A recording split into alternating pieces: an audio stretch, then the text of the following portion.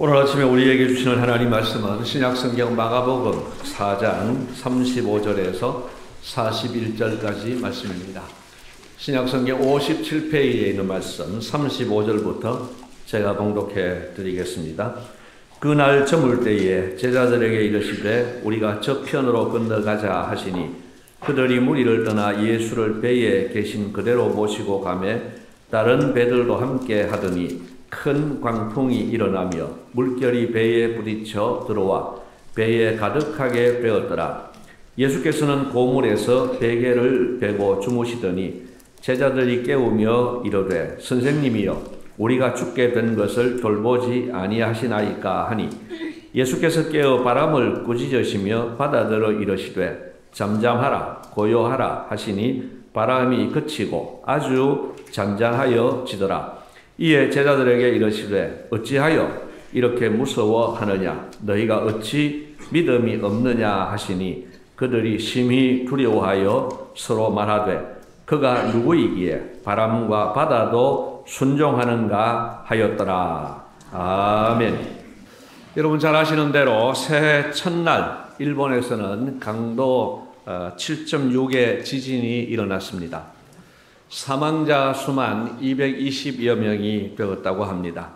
연락 두절된 사람들이 수십 명 있는 것을 감안하면 사망자 수가 더 늘어날 가능성이 높습니다. 일본의 토목 건축 기술이 아주 뛰어난 것으로 알려져 있습니다. 그러나 그들의 토목 건축 기술이 아무리 뛰어나도 지진을 막을 수는 없고 또 지진에 대비한다고 하지만 완벽한 대비는 있을 수가 없습니다. 최근 북유럽 일부 지역에서는 영하 40도 안팎의 혹한이 몰려왔다고 합니다.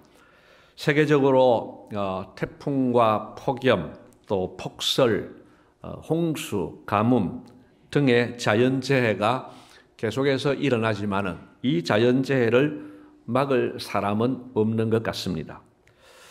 우리나라에도 이제 태풍이 1년에 몇 차례씩은 오다 보니까 우리는 태풍 예보 뉴스에 익숙해져 있습니다. 그 예보를 한번 기억해 보십시오. 주로 이제 뭐 중심 기압이 얼마다 또는 이제 풍속이 얼마 정도 된다 또는 뭐 비가 어느 정도 내릴 것 같다 이런 이제 그 안내를 다 하고 나서 마지막 결론의 멘트는 이렇게 합니다. 태풍 피해 입지 않도록 주의하시기 바랍니다. 근데 이 말이 참 무책임한 말 아니겠습니까? 아니 태풍이 불어오는데 이걸 어떻게 하지는 못하고 그냥 주의를 하라고 하는데 무슨 주의를 하라는 말입니까? 사실은 이것이 답답하지만은 이것이 인간의 현주소요 또 인간의 정체성이라고 할 수 있습니다. 무슨 말입니까? 천재, 즉 태풍은 어쩔 수 없지만 그걸 어쩔 수가 없다. 그러나 조심해서 인재라도 막아야 되겠습니다. 뭐 이런 내용이죠. 답답하지만 이것이 인간의 정체성입니다. 우리는 어떤 사람도 자연재해를 막을 수 없습니다. 자연을 어떻게 통제할 수가 없습니다. 그런데 우리는 오늘 본문을 통해서 이 자연을 다스리시는 분을 만나게 됩니다. 바로 예수님이십니다. 여러분 예수님은 자연을 다스리시고 통치하십니다. 오늘은 그 예수님을 묵상하고자 합니다. 오늘 본문에서 예수님은 두 가지를 꾸짖으셨습니다. 첫째로는 예수님은 바람과 바다를 꾸짖으시며 잠잠하라, 고요하라 하셨습니다. 여러분 갈릴리 호수는 호수로도 불리지만 바다로도 불리는 큰 호수입니다. 분명히 호수입니다. 짜지 않는 물입니다. 그런데 오늘 39절에 바다라고 이야기를 합니다. 왜냐하면 호수의 이 한 바퀴가 52km나 되는 아주 큰 호수이기 때문에 사람들 눈에 바다로 보일 정도가 됩니다. 또 호수에는 뭐 풍랑 같은 게 있지를 않죠. 그런데 이 갈릴리 호수는 대부분이 산으로 둘러싸여 있고 그리고 북쪽에 있는 헐몬산으로부터 아주 찬 공기가 불어오는데 그 찬 공기와 또 이 호수에서 올라오는 더운 공기가 만나면은 갑작스럽게 기후 변화를 일으키곤 한다고 합니다. 그래서 지금도 갑작스러운 돌풍으로 악명이 높고 거기에서 풍랑이 일어나면은 마치 바다에서 풍랑을 만나는 것처럼 그렇게 위험하다는 겁니다. 자, 오늘 본문 35절을 보십시오. 35절을 보면은 그날 저물 때에 예수님께서 저편으로 건너가자 그렇게 말씀하셨습니다. 그리고 예수님 말씀대로 건너편으로 이동하는데 37절을 보면은 큰 광풍이 일어났습니다. 어느 정도냐?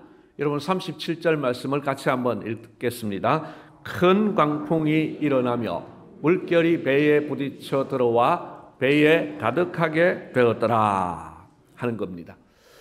그 다음에 동일 본문인 마태복음 8장 24절 말씀을 보시면은요, 바다에 큰 노을이 일어나 배가 물결에 덮이게 되었으되 이렇게 표현을 합니다. 그리고 또 같은 동일 본문인 누가복음 8장 23절 말씀을 보시면은 제일 마지막에 보면은 배에 물이 가득하게 되어 위태한지라 그렇게 말씀합니다.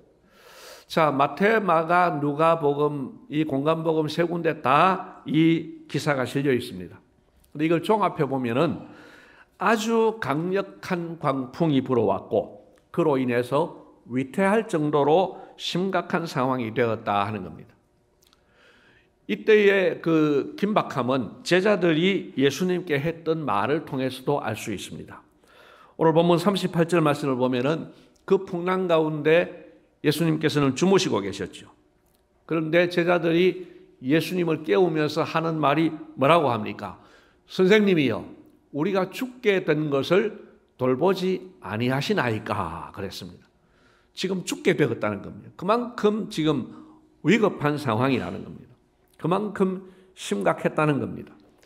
자, 이 말을 듣고 예수님은 어떻게 반응하셨습니까? 39절입니다. 우리 39절 말씀은 같이 한번 읽겠습니다. 예수께서 깨어 바람을 꾸짖으시며 바람이 그치고 아주 잔잔하여 지더라. 아멘. 여러분, 예수님께서는 바람과 바다를 꾸짖으신 겁니다. 여기서 꾸짖으시며와 잠잠하라는 표현은 귀신을 쫓아낼 때 사용하신 단어입니다. 그러니까 바람과 바다는 인격이 없는데 이 바람과 바다를 인격화해서 말씀하신 겁니다. 여러분, 누가 바람과 바다를 꾸짖을 수 있겠습니까? 사람들은 자연재해 앞에서 탄식할 수는 있습니다. 어떻게 이렇게 극심한 피해가 났는가 하고 탄식할 수 있습니다. 또 원망할 수도 있습니다. 하늘도 무심하시지 이러면서 원망하기도 합니다. 그러나 자연을 향해서 태풍이 불어오는데 태풍아 멈추어라 이렇게 명령할 수 있는 사람은 아무도 없습니다.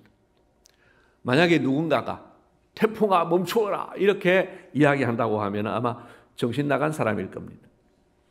아니면은 뭐 서너 살 먹는 아이가 뭣도 모르고 천지도 모르고 바람을 향하여서 멈추어라 뭐 이렇게 이야기할 수 있을지도 모르겠습니다. 그러나 정상적인 식견을 가진 사람은 자연을 향해 꾸짖지 않습니다. 꾸짖을 수 없습니다. 왜 그렇습니까? 이거는 100% 소용없는 일이기 때문에 나만 우스운 꼴이 되기 때문에 이 자연을 향해서 꾸짖을 수 있는 사람은 아무도 없습니다. 그런데 오늘 예수님은 그 자연을 향해 꾸짖으셨습니다. 그리고 더 중요한 것은 바람과 바다가 예수님 명령에 순종했다는 사실입니다. 여러분, 생명이 없는 바람과 바다도 예수님 명령 앞에 순종을 했습니다. 여러분, 그 상황에 대해서 한번 상상을 해보십시오. 그렇게 무섭게 불어오던 바람이 멈추었습니다. 배를 덮칠 것 같은 물결이 잔잔해지고 또 심각하게 흔들리던 배가 아주 고요하게 안정을 찾았습니다. 예수님의 능력에 대해서 얼마나 놀랐겠습니까? 그리고 이 상황에 대해서 얼마나 안도했겠습니까? 여러분, 이 사건은 우리에게 무엇을 보여줍니까? 예수님은 이전에도 질병을 고치셨습니다. 우리가 지난주에 살펴본 것처럼 예수님은 불치병에 해당되는 중풍병을 고치셨습니다. 다음 주에는 이제 우리가 예수님의 죽은 자도 살리시는 모습을 보게 됩니다. 또 그 다음 주에는 귀신을 내쫓는 모습도 보게 됩니다.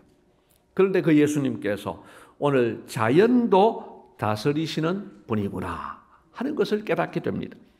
바람과 바다도 통제하시는 주님이시구나 하는 것을 보여주는 사건입니다. 그래서 예수님은 세상 모든 것을 다스리시는 분이라는 사실을 깨닫게 하는 겁니다. 여러분, 예수님 앞에는 불가능이 없습니다. 예수님의 능력이 미치지 못할 영역은 없습니다. 예수님은 태초에 천지를 창조하셨습니다.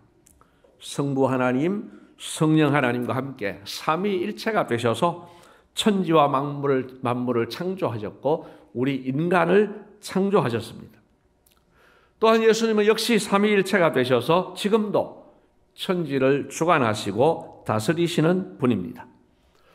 여러분, 우리가 종종 듣기도 하고 하기도 하는 말 중에 이런 말이 있습니다. 내 몸은 내가 제일 잘한다. 여러분, 이 말 많이 들어봤죠? 주로 이제 부모님들, 연로하신 부모님들 병에 대해서 걱정을 하면은 아이고 내 몸은 내가 제일 잘한다 그렇게 말씀하시고, 또 우리도 가끔 하는 말입니다. 여러분, 이 말이 맞는 말입니까? 틀린 말입니까? 맞는 말인 것 같은데 또 다 맞는 말은 아닙니다. 제가 지난 월삭 심야기도회 때 처음으로 말이죠, 설교만 하고 기도회는 인도를 하지 못하고 집으로 올라가서 쉬었습니다. 예배 한두 시간 전부터 눈이 충혈되기 시작을 하는데 이게 그냥 충혈이 아니라 눈의 컨디션이 영 좋지를 않았습니다. 그래서 그날 양해를 구하고 집에 가서 쉬었는데, 그런데 마침 그날 제 아내는 아침에 넘어져 가지고 그 계단에 부딪히는 바람에 이 눈썹이가 제법 찢어지고 그래서 꿰매고 누워 있었습니다. 그 다음날 우리 김동은 목사께서 하는 말이, 목사님 타이밍이 영 안 좋습니다. 제가 생각해도 타이밍이 참 희한했습니다. 이게 마치 목사 집안에서 뭐 부부싸움 나가지고 이렇게 상처가 나도록 눈탱이에 반탱이가 되도록 이렇게 된 건가, 그런 생각이 들 수 있는 상황이지만은 저희 집에 가정폭력은 없으니까 안심하셔도 됩니다. 자, 보십시오. 그날 저녁에 제 컨디션은 제가 잘 알았습니다. 그러나 제 아내는 1초 후에 넘어질 것을 몰랐습니다. 1초 후에 넘어질 것을 알았으면 그렇게 움직이지 않았죠. 1초 후에 넘어질 것을 몰랐습니다. 저도 그날의 컨디션은 알았지만 제 몸에 어떤 병이 자라고 있다고 하면 그 병을 저는 모를 수 있습니다. 여러분, 우리 몸을 스스로가 제일 안다면은 우리 몸 가운데 큰 병이 자랄 수가 있겠습니까? 알면은 다 빨리 치료하고 알면은 다 빨리 조치를 취하지 않겠습니까? 만약에 우리가 우리 몸을 제일 잘 안다면은 병을 늦게 발견해서 치료 못할 일은 없을 겁니다. 유감스럽게도 우리는 내가 중병에 걸려서 내 속에서 중병이 자라서 치료 시기를 놓치는데도 이걸 모를 때가 있습니다. 또한 우리는 우리 마음의 병을 인지하지 못할 때도 많습니다. 제가 얼마 전에 그 정신병동에 관한 드라마를 한번 봤습니다. 그걸 보면서 정신병이 이렇게 많구나, 정신질환이 이렇게 많구나 하는 것도 알았고요. 또 많은 사람들이 정신질환을 앓으면서도 그걸 인지를 못하는 거예요. 심각한 공황장애가 있는데도 공황장애라는 사실을 인지를 못하기도 하고 또 인정을 안 하려고 하기도 하고, 의사 선생님이 공황장애라고 이야기를 하는데도 나는 아니라고 그렇게도 하는 겁니다. 사람은 내 자신의 몸도 잘 모릅니다. 그러나 우리를 창조하신 예수님은 우리의 모든 것을 아십니다. 그리고 모든 것을 다스리시고 주관하십니다. 이 사실을 믿으시기를 축복합니다. 여러분, 예수님은 하나님이십니다. 두 번째로 예수님은 제자들을 꾸짖으시며 어찌 믿음이 없느냐 하셨습니다. 여러분이 이 꾸중을 들은 제자라면은 속으로 어떤 생각이 들었겠습니까? 제 생각에는 좀 억울했을 것 같습니다. 왜냐하면 이 상황에서 무서워하는 것은 당연해 보이기 때문입니다. 35절을 보면은 날이 저물 때에 출발했습니다. 그래서 광풍이 일어날 때는 이제 날이 어두워졌을 겁니다. 날은 어둡고 광풍으로 인해서 배가 흔들리고 또 배에 물이 가득하게 되었을 때 무서워하지 않으면 오히려 이상할 것 같습니다. 그런데 예수님께서 무서워한다고 꾸중하시니까 억울할 것 같습니다. 자, 그렇다면 예수님은 왜 제자들을 꾸짖으셨겠습니까? 여러분 다시 한번 40절에 있는 꾸중의 내용을 한번 보십시오. 여러분 40절입니다. 우리 같이 한번 읽겠습니다. 이에 제자들에게 이르시되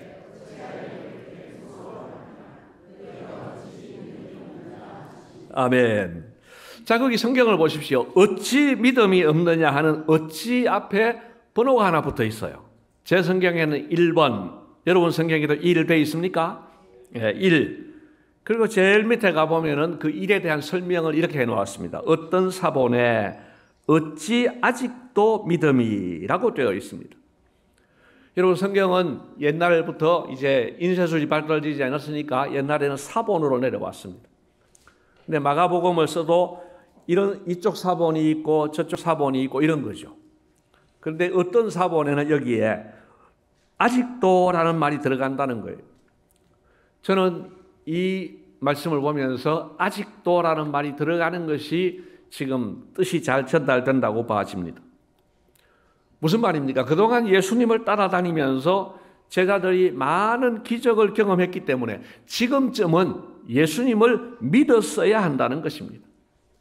귀신을 내쫓으셨고 불치병 환자들을 치료하시는 그 예수님을 보았기에 광풍 가운데서도 주님을 믿는 믿음으로 깨울 수 있지 않았느냐 하는 것입니다.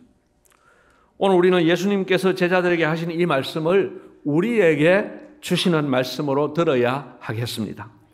사실은 우리도 믿음 없이 많이 무서워하기 때문입니다. 우리는 건강이 나빠지는 것으로 인해서 혹은 이미 나빠진 것으로 인해 무서워합니다. 우리는 경제적인 어려움 앞에서 무서워합니다. 또한 자녀들이 경쟁에서 뒤처질 것을 무서워합니다. 각자 처한 상황과 형편에 따라서 우리는 무서워하는 것들이 많습니다. 여러분, 우리는 어떻게 하면 무서워하지 않겠습니까? 어떻게 하면 무서움을, 두려움을, 걱정을, 염려를 극복할 수 있겠습니까? 오늘 예수님 말씀을 분석해보면 40절 말씀을 분석해보면 믿음이 있으면 무서워하지 않을 수 있다는 겁니다. 자, 그러면 그 믿음은 어떤 믿음입니까? 구체적으로 어떤 믿음입니까? 두 가지 믿음이 필요합니다. 하나는 예수님이 자연을 비롯해서 모든 것을 다스리는 분이라는 사실을 믿는 믿음입니다. 이거는 말하자면 예수님의 능력에 대한 믿음입니다. 여러분, 우리는 예수님을 믿되 능력면에서 예수님의 전능하심을 믿어야 합니다. 여러분, 오늘 풍랑도 잔잔케 하신 예수님이십니다. 불치병인 중풍병도 낫게 하신 예수님입니다.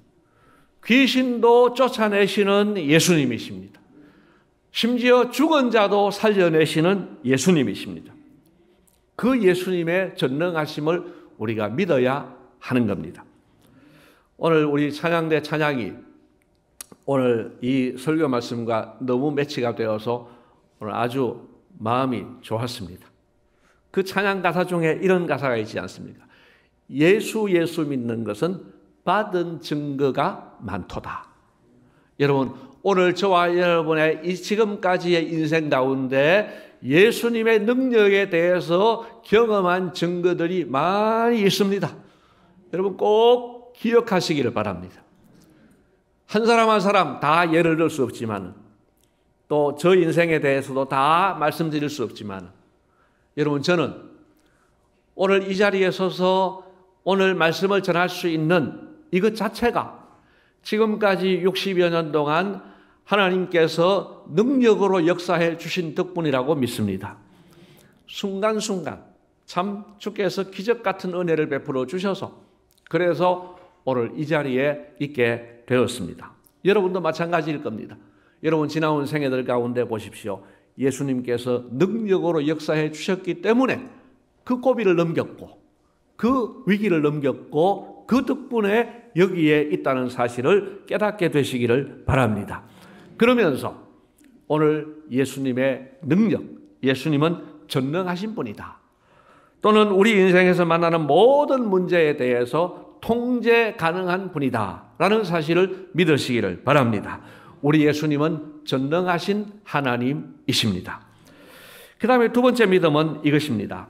예수님은 어떤 상황 가운데서도 나를 책임지신다는 사실을 믿는 믿음입니다. 자, 앞서 말씀드린 것이 능력에 대한 믿음이라면 이 부분은 사랑에 대한 믿음입니다. 지난주에 30대 아들을 잃은 어느 권사님께서 장례식장에서 하나님에 대하여 섭섭함을 토로하는 이야기를 들었습니다. 그렇게 애타게 기도하는데 하나님 왜 살려주시지 않느냐고, 하나님이 그렇게 치사하고 속이 좁으시냐고 그렇게 말씀을 하시는데 제가 그 심정이 충분히 이해가 되었습니다. 뭐 충분히는 아니겠지만 조금은 이해가 되었습니다. 저는 우리 교인들 아프신 분들을 보면서 제 자식이 아니라도 제 가족이 아니라도 투병 중인 교인들을 보면서 하나님이 야속할 때가 종종 있습니다.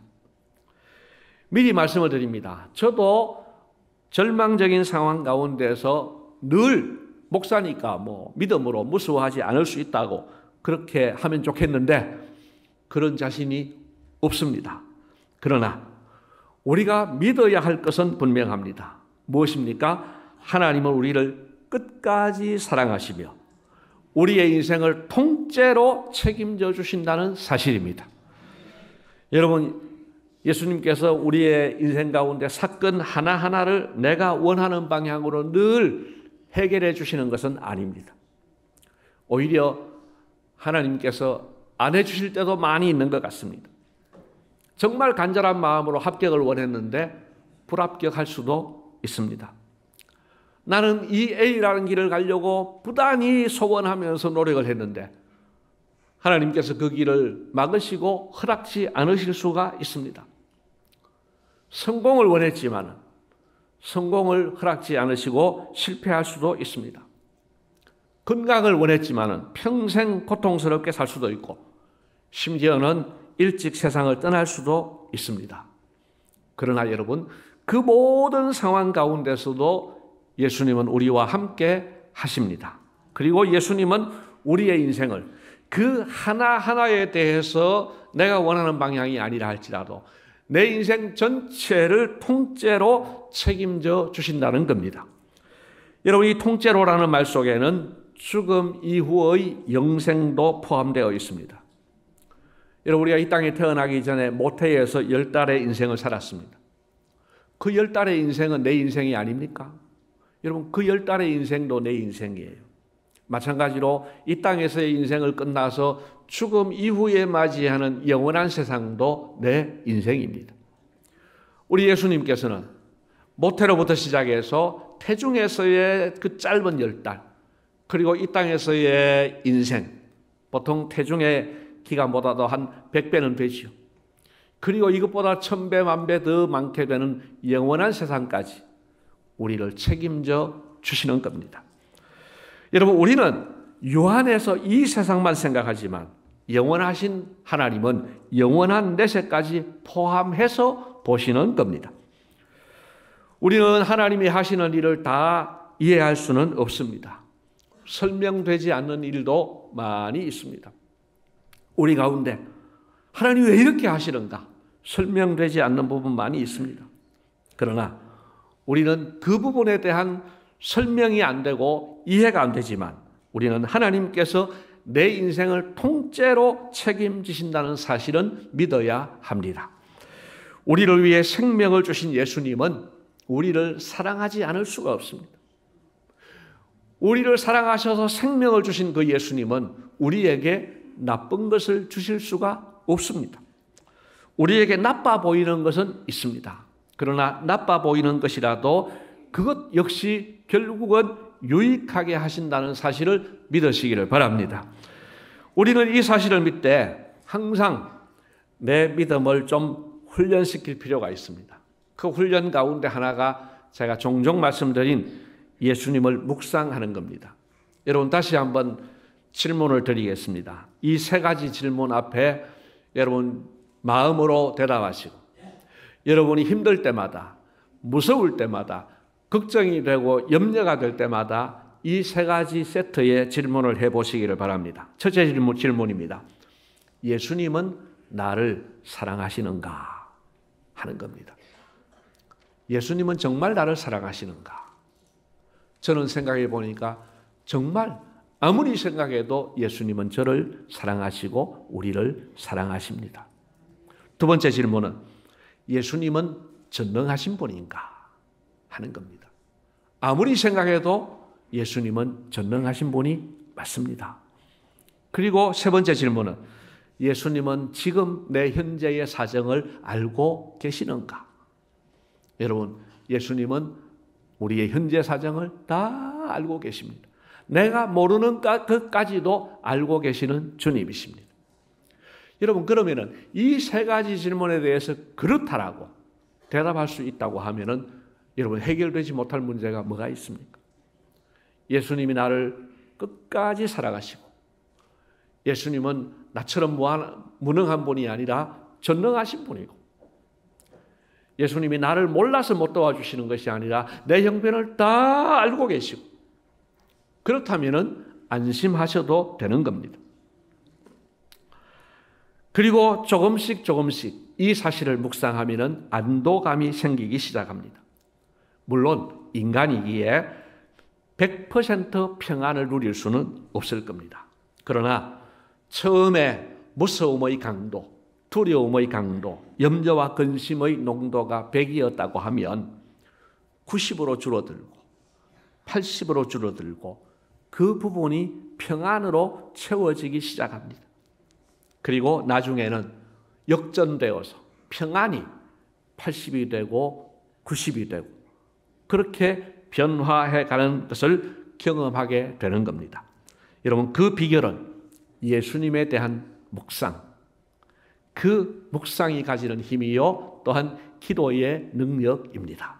여러분, 믿음으로 우리 예수님을 묵상하시고 내 인생을 통째로 책임지시는 예수님을 묵상하시고 그리고 그분에게 내 형편을 아뢰실 수 있기를 바랍니다. 그럴 때에 주님이 우리를 책임져 주신다는 사실을 믿게 되고 믿음으로써 평안을 누리게 되는 겁니다. 주님께서 사랑하시는 성도 여러분, 자연을 다스리시고 내 인생을 통째로 책임져 주시는 예수님을 확신함으로써 모든 염려와 두려움을 극복하고 평안을 누리시기를 주님의 이름으로 축복합니다.